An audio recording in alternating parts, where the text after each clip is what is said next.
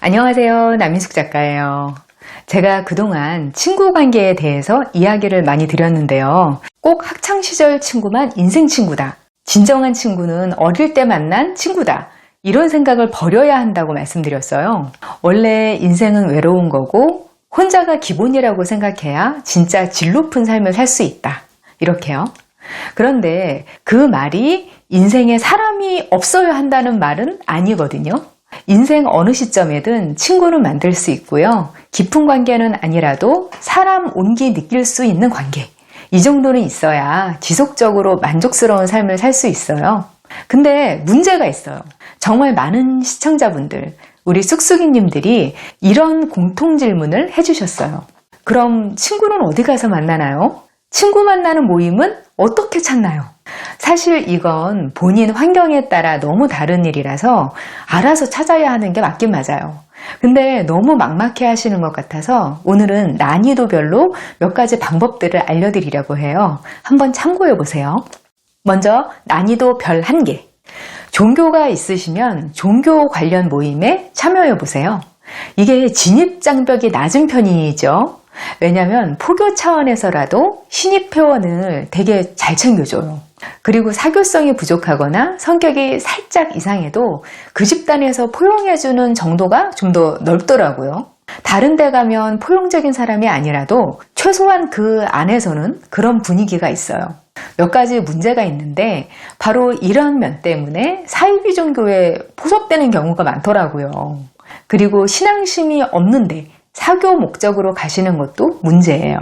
신앙 관련 모임은 정말 신앙심이 깊은 사람들이 주도해서 깊이가 다양한 사람들이 그 곁에 모이거든요. 겉보기에는 어떨지 몰라도 결국 신앙심이 핵심이어서 따로 목적을 갖고 가게 되면 실망하게 돼 있어요. 왜냐하면 상호 관계가 기본적으로 종교관 중심으로 이루어지니까 재미가 없어요. 또 그 모임의 다른 사람들도 이 사람이 따로 목적이 있어서 온 거다 라는 걸 알게 되면요. 그 안에서도 알게 모르게 서로 멀어지는 결과가 생기죠. 그리고 모든 관계가 종교단체 중심으로 이루어지는 지역들도 있어요. 지역 커뮤니티가 좀 작은 지역들이 그렇죠. 그런 곳에서는 일단 거기에 소속되게 되면 관계가 너무 일상 깊은 곳까지 들어와서 숨 막히는 그런 경우도 자주 생기죠. 난이도 별 2개. 취미나 스터디 모임에 들어가 보세요. 사실 인간관계 찾아서 가시는 분들이 가장 많이 시도하시는 일인데요. 그만큼 실망하시는 경우도 많아요. 온라인에서 정보를 찾아서 오프라인 모임에도 갔는데 딱 취미면 취미, 공부면 공부 이런 것만 하고 헤어지더라. 그 시간 지나고 나면 끝이고 만남으로 이어지지 않더라. 이렇게 말씀을 많이 하시죠. 근데 원래 취미나 공부 소모임은요, 정보 공유가 목적인 게 당연한 거예요.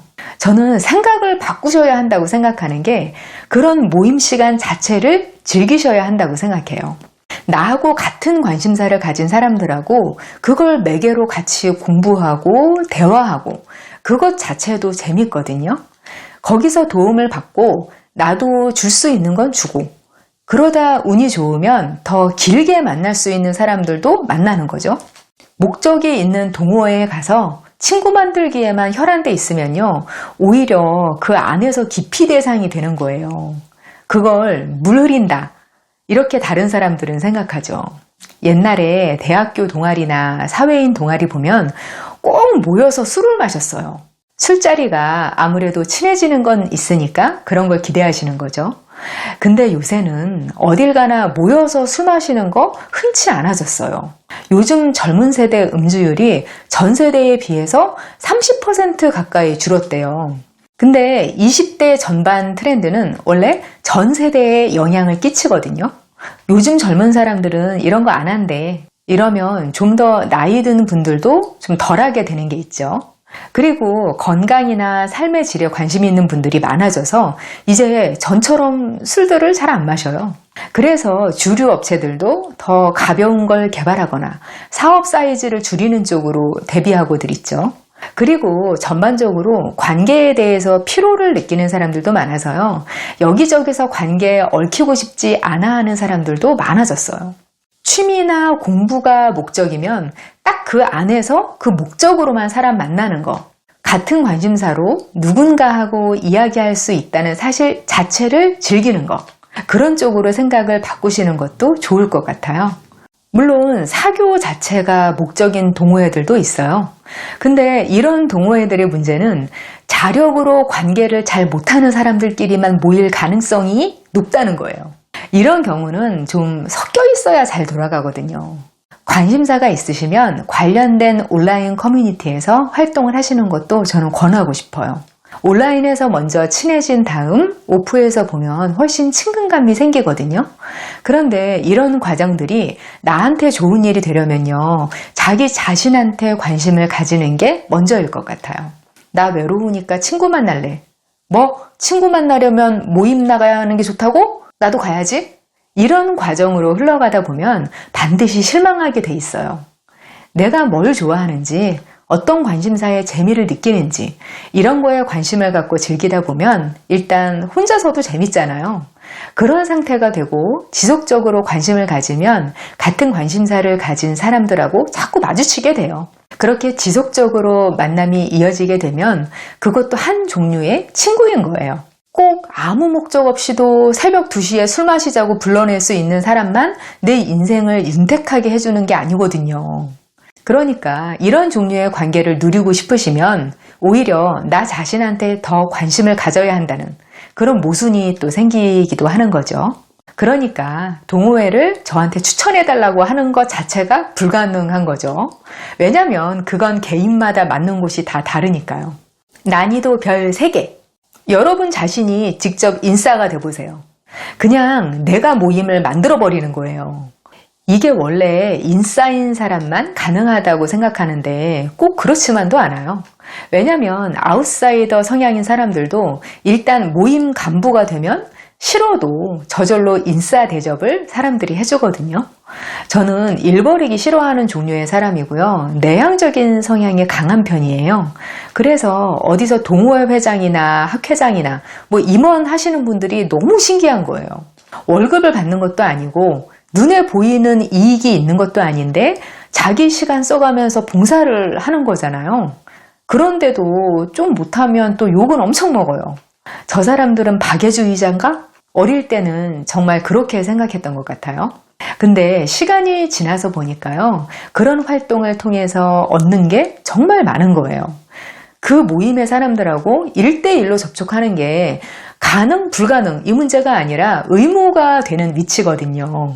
그리고 그 안에서 소외될 가능성이 없다시피 하잖아요. 그래서 영향력이 있는 단체 같은 데서는 서로 임원이 되려고 로비 활동까지 하는 거예요. 만약 어떤 모임에서 봉사할 임원을 모집한다고 하면 그냥 손 드세요. 그러면 관계 충족 면에서 얻는 게 많아져요.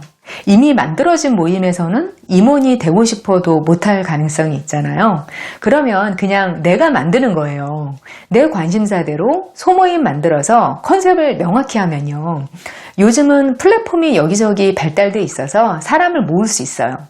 이 방법은요, 못하는 사람은 절대 못할 것 같으면서도 또 일단 하면 가장 접촉이 쉬운 방법이기도 해요. 난이도 별 4개. 학교에 다시 가기. 학교 때가 친구를 만들 수 있는 유일한 시기다. 이런 말이 왜 나오는 거냐면요. 강제로 사람들을 매일 만나는 장소가 학교여서 그래요. 친구를 만드는 일에 매일 만나는 것 이상이 없거든요. 공동과제 형태가 많아서 저절로 동료애가 생기는 일도 많고요. 그리고 뒤늦게 공부하는 분들끼리 모인 경우에 공통점이나 환경이 비슷할 확률도 더 높죠.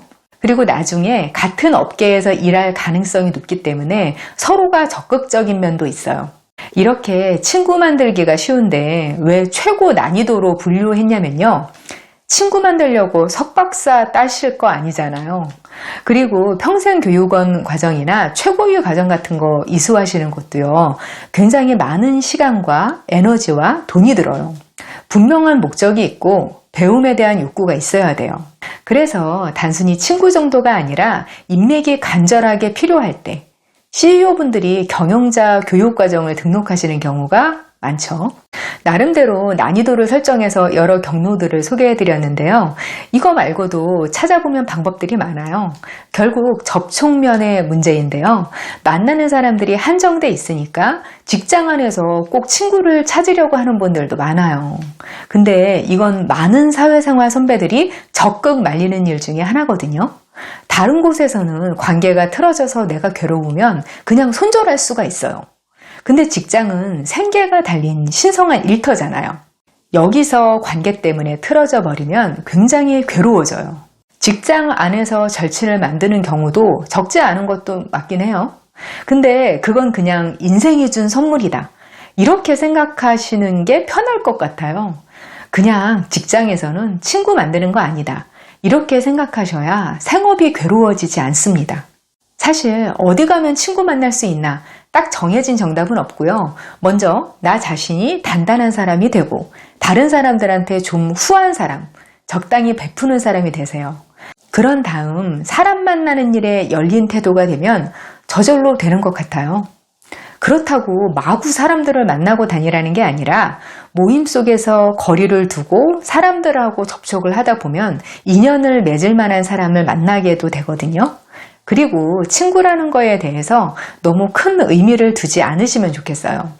내 속 깊은 것까지 다 공개하고 서로의 것을 다 내주고 의리를 내세워서 많은 걸 해주고 그런 것만 친구라는 생각을 바꾸시고요.